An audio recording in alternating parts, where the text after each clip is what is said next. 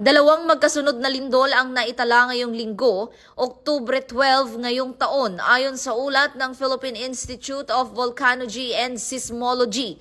Unang naitala ang lindol sa Manay, Davao Oriental, dakong alas 11:30 ng umaga na may lakas na magnitude 3.1 at lalim na 8 kilometro. Ang epicenter nito ay tinatayang 37 kilometro sa timog silangan ng bayan ng Manay. Makalipas ang 7 minuto, isa pang pagyanig ang naitala sa Paluan Occidental, Mindoro, bandang alas 11:40 ng umaga. Mayroon itong magnitude 1.6 at lalim na 24 na kilometro na matatagpuan 13 kilometro sa hilagang silangan ng Paluan.